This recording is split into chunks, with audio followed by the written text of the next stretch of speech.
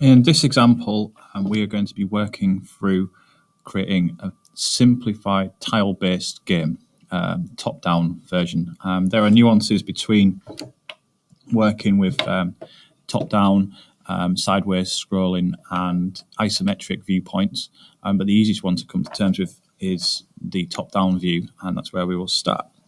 Okay, so this first video is going to look at creating the tiles themselves, and there's two ways that we're going to do this.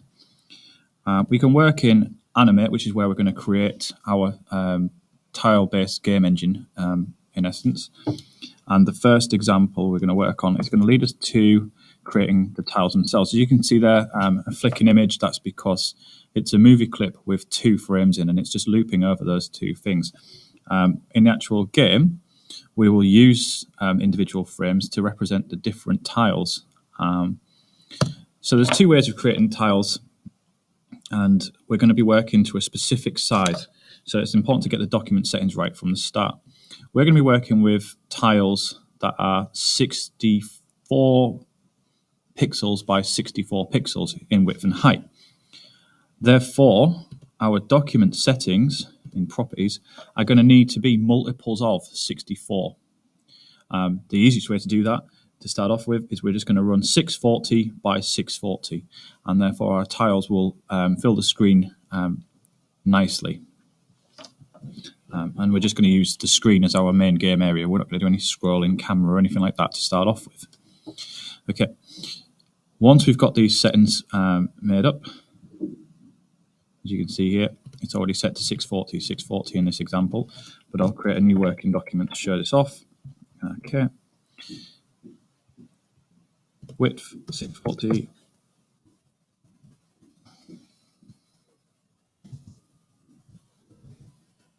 And 640. Jumped across with the tab key there. I'm then going to create the first tile, which will just be a rectangle. I'm not going to have an outline. I can turn that off by clicking that, which is the pencil.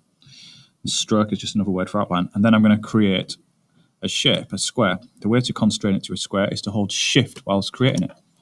The size is irrelevant to start off with because we're going to define it in its properties. So I'm going to click on this square once, and we'll see that it's 122 by 122. It's nearly double what I need it to be. So I'm going to change that to 64, and then 64, and that will be the basis of our movie clip. So I'm right-clicking, convert into symbol, and I will just call that tile. I'm going to leave the registration point in the top left. I've typed movie clip, and that's everything. Okay. When I double click on the tile, it takes me into the tile's timeline. I'm going to quickly change this color to a kind of gray color, and I could class this as being a road clip or a pavement or something. Inside of the timeline for that clip, I would therefore have keyframes for the different images. And there's 2 ways of doing it. We can create the images in Flash, and we can also create the textures in Photoshop and then place them inside of the tiles in Flash. And I'm going to show you that now. So in Photoshop, I'm going to create a new document. The document is going to match the tile size. And once you've done this, you can create custom saved files. So if you set up the width and the height 64 pixels, I've got the resolution at 120, which is a little bit higher than what's needed. And then click on this button here, that will save the preset. So then I can click on custom, create, and it will allow me to reuse that size. So at 64, we're essentially looking at pixels. I'm going to quickly use the airbrush. So I click on brush, and then inside of the brush presets, which I can get from here, I've just scrolled down until I get to an airbrush. There's different types of airbrush, and what that allows me to do is to choose a color. I can do dual brush, which allows me to have 2 different types of brush, scatter those brushes around so we get this kind of paint effect. And with this color, you'll see how it just gives a bit of a scattered effect on the color. What I'm going to do is I'm going to paint the whole thing up in one color, And then I'm going to go over it again with a slightly lighter and then darker color. So I'll change the color in the color palette, something a bit lighter and maybe a little bit more yellow. Just quickly spray over that, and then maybe a little bit darker, make the brush a bit bigger.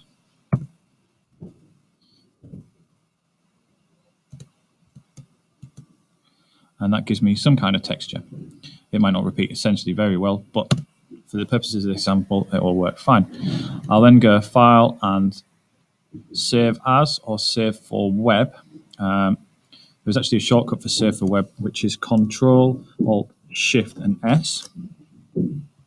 We'll bring up this dialog. I'm going to save it as PNG 8. Size is fine, so I just click on. I think the colors, I've changed the colors to 64 colors. We don't actually need that many colors. There's only 2 or 3 colors in there, but you do get gradations. So 64 colors should be enough for this. Done. What it'll do then is ask me where I want to save it. I'll try that again actually.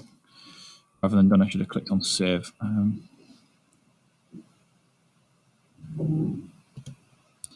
So save, and I'm going to put this in the folder that I've created for this unit. So unit 7 games temp, and I'll call it grass 2. I can then close down Photoshop once I've created my graphics, the ones that need to be bitmaps, so textures essentially. I won't bother saving that this time. I've already got a template saved. And then back in Animate, what I can do is I'll create a new keyframe, F6, or I can right click and just insert a keyframe. And then in that keyframe, what I'm going to do is select the tile and change its color from solid color to bitmap fill. I can then import to the library from the folder, or choose from the library already.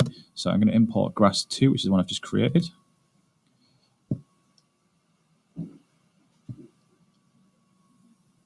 And there we can see what the tile looks like. Going back to scene 1, these tiles will then eventually line up against each other. So if I test this, what we've got is some flashing tiles. Obviously, the more time you spend on the design of your texture, the better it will look, and you won't get that kind of obvious effect that it's tiled. So that's the end of the first video, which is just to create some graphics. And what you need to do now is really to go and create a movie clip that has got several different tiles inside of it. You might want to consider including things like treasure boxes or coins, or buildings, or walls. So in my last version, inside I've got a grass, and I've also got a wall to allow me to create a more meaningful map. We'll stop at that point and then move on in the next video.